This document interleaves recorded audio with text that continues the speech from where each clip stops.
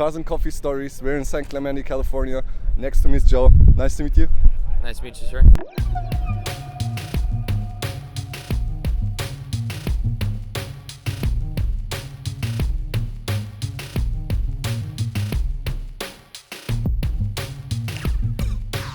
It's a 1994 Mazda RX-7. Basically, I got it when it was completely stock. It was had 34,000 miles original. I actually bought it in Vancouver, Washington. Me and my dad flew up there, and I picked up the car, and we drove it all the way home. It was actually really cool. But I've had it for about 5 years. Like I said earlier, it's completely stock, and as you can see now, it's not. But it's still a 13B. It's still a 2-rotor, but the engine's been rebuilt. The first engine, I didn't port the wastegates on the turbos, so I was boost spiking and it detonated. The engine's new now, has high compression rotors. Rotor's been side clearanced, eccentric shaft's been balanced. That was all done by Kyle Mohan. Also, it's half bridge ported. Kyle Mohan also did that as well. It also has a different fuel pump, different injectors, different fuel rails. It's running 1,700 injectors in the primary, 2,000s in the secondary. It's running a BorgWarner 7670. It's their twin scroll EFR ball bearing turbo. We got the whole turboloan kit. Also has a Blitz front mount intercooler that we made into a V-mount setup. So you have the intercooler up top and the coil radiator on the bottom. And then it's also been tuned by Nelson. DNA Garage is the one that helped me put everything in and stuff like that. They're a local car shop in Southern California, off of like 405 and Harbor and stuff like that. It was dyno tuned by Nelson. It made 420 to the wheels and 365 foot-pounds of torque. And it actually makes full boost at 3,300 RPM.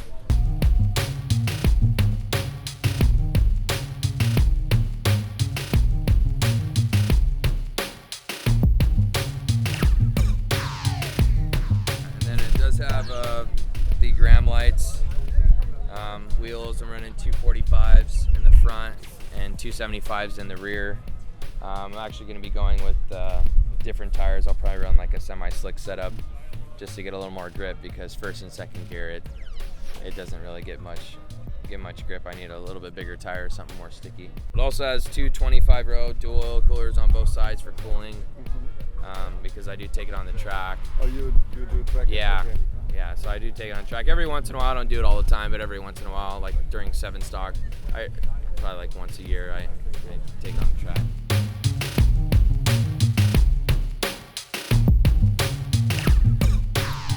What's the part you're most proud of? Probably me and my dad. We designed all the brackets and stuff like that. My dad's a machinist, so he did all the brackets for the intercooler and stuff, for the battery box. He did some brackets back here. He made me custom brackets for my oil coolers that you can't see. And then my radiator, he made me brackets for that as well. And then I had a buddy, Wisecraft. They do a bunch of welding and stuff like that. He was the one that helped me with making the brackets on the bottom as well.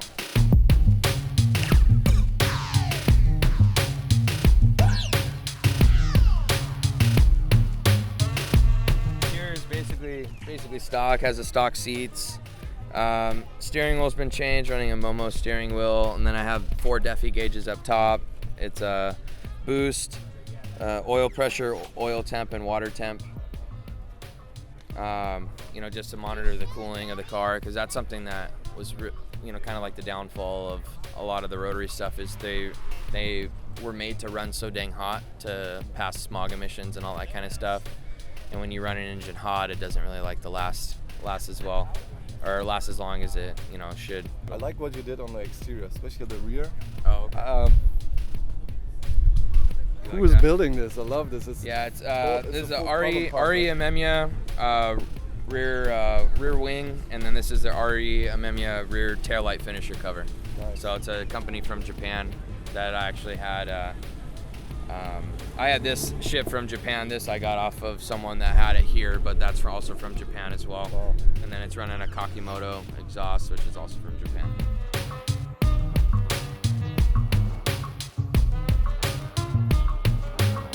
How does it feel to drive? It's really fun. There's no stability control. There's no there is ABS still, but there's no traction control.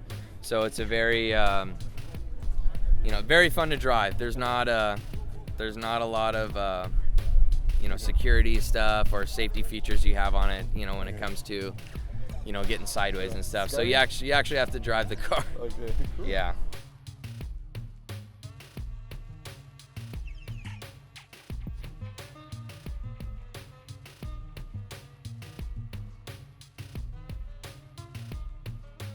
How is people's reaction on the street when they see you? Everyone loves it. Yeah. The thing is the RX-7 is like super, super rare, and that's because a lot of people are really afraid with the rotary engine that it's unreliable and it's really hard to work on and all that kind of stuff. If you know the right people and you know stuff about the engines and you do your research and stuff like that, as long as you take care of it, it'll run a long time. It's just the people that don't take care of it and then they run into problems. Like the engine actually injects oil into the combustion chamber for lubrication. It has an oil metering pump, and when the car was first sold, a lot of people didn't think to check the dipstick every time they fill up gas. And what you're doing is you're running the engine out of oil, so then you blow up the engine, and that was a big factor. And then it is running E85 ethanol, so it actually I actually pre-mix 2 ounces per gallon of gas into the gas tank. Oh, you do your own? Yeah, I do my own premix. Yeah. Okay.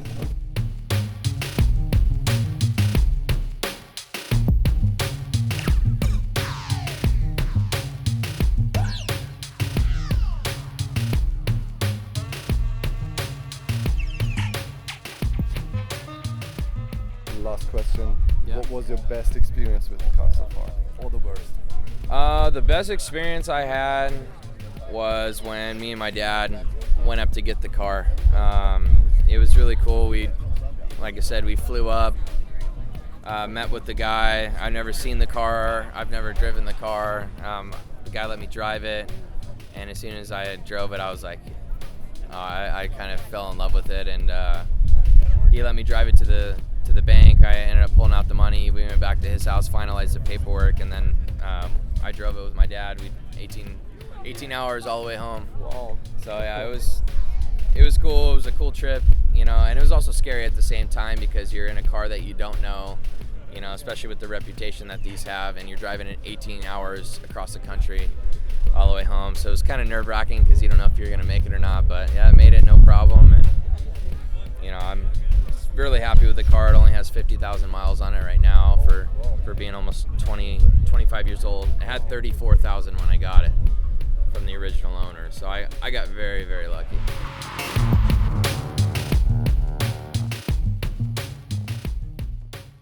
Thank you so See you much. around. Yeah, Thank no you. problem.